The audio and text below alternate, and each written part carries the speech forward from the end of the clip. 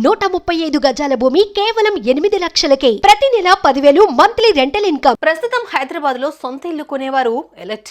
రూపాయి కూడబెట్టి మీరు కొనే ఇల్లు ఎఫ్టీఎల్లో కానీ బఫర్ జోన్లో కానీ లేదు కదా. బిల్డర్ను గుడ్డిగా నమ్మేస్తున్నారా? అయితే మీరు కొనే ఇల్లు లేదా మీరు ఉంటున్న ఇల్లు ఎఫ్టీఎల్లో కానీ బఫర్ జోన్లో కానీ ఉందో లేదో మీరే చెక్ చేసుకోవచ్చు. అది కూడా చాలా ఈజీగా. ఎలాగో వివరంగా తెలుసుకుందాం.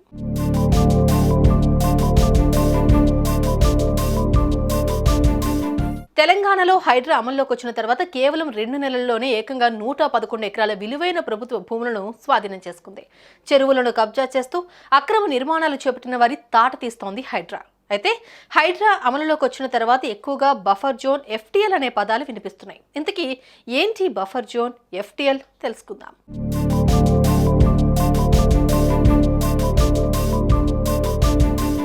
తెలంగాణ రాష్ట్రంలో వేలాది గొలుసుకట్టు చెరువులున్నాయి.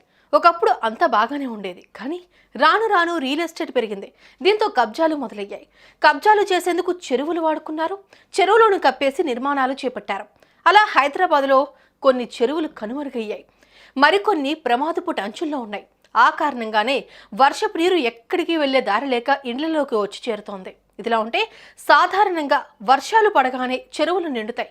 అలా చెరువు పూర్తిగా నిండిన సమయంలో నీరు ఎక్కడి వరకు అయితే ఉంటుందో దాన్ని ఎఫ్టీఎల్ అంటే ఫుల్ ట్యాంక్ లెవెల్ పరిధిగా గుర్తిస్తారు. నీరు తగ్గినా కూడా అంతకుముందు ఎక్కడి వరకు అయితే చెరువులో నీరు ఉండేదో అది ఎఫ్టీఎల్ కిందకే వస్తుంది. ఈ ఎఫ్టీఎల్ జోన్లో ఎలాంటి నిర్మాణాలు చేపట్టకూడదు, కానీ చెరువులో నీరు తక్కువగా ఉన్న సమయంలో ఎఫ్టీఎల్ పరిధిలో వ్యవసాయం చేసుకోవచ్చు.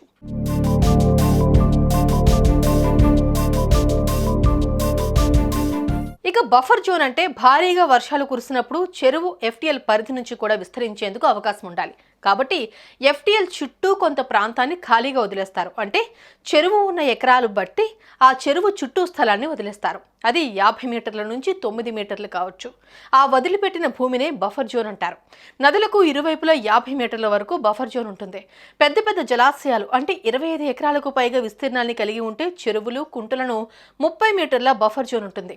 25 ఎకరాల కంటే తక్కువ విస్తీర్ణం కలిగి ఉండే వాటికి 9 మీటర్ల బఫర్ జోన్ ఉంటుంది. ఈ బఫర్ జోన్ పరిధిలో కూడా ఎలాంటి శాశ్వత నిర్మాణాలు చేపట్టకూడదు, కానీ రైతులు వ్యవసాయం చేసుకోవచ్చు.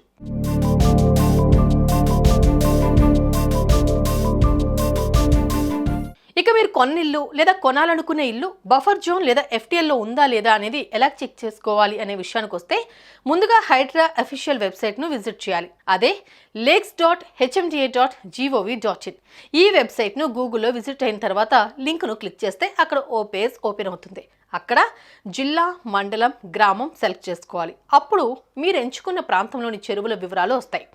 ఆ కాలంలోని క్లిక్ బటన్ నొక్కితే మ్యాప్ ఓపెన్ అవుతుంది. ఆ చెరువు ఎఫ్టీఎల్ బఫర్ జోన్తో పాటు చుట్టుపక్కల ప్రాంతాలన్నీ కనిపిస్తాయి. అక్షాంశాలు, రేఖాంశాలు కూడా ఉంటాయి. ఈ మ్యాప్లో బ్లూ కలర్ లైన్లో ఉన్నదంతా ఎఫ్టీఎల్, రెడ్ కలర్లో ఉన్నది బఫర్ జోన్. ఇదే వెబ్సైట్లో క్యాడస్ట్రల్ అనే మరో ఆప్షన్ కూడా ఉంటుంది. ఇందులో చెరువు ఏ సర్వే నెంబర్ పరిధిలో ఉంటుందో కూడా ఉంటుంది. ఇలా చెరువు మ్యాప్, సర్వే నెంబర్ల ఆధారంగా నిర్మాణాలు చెరువులో ఉన్నాయా, బయట ఉన్నాయా తెలుసుకోవచ్చు. తర్వాత ధరణి పోర్టల్లో అగ్రికల్చర్ సెక్షన్లోనూ అవే విషయాలు తెలుసుకోవచ్చు.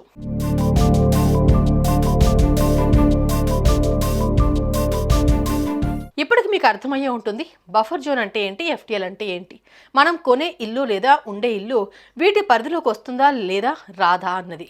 మీరు కూడా ఒకసారి మీరుంటున్న నివాసాన్ని చెక్ చేసుకోండి. ఎంతకైనా బెటర్. ఈ ఇన్ఫర్మేషన్ మీకు హెల్ప్ అయితే కనుక కామెంట్ చేయండి.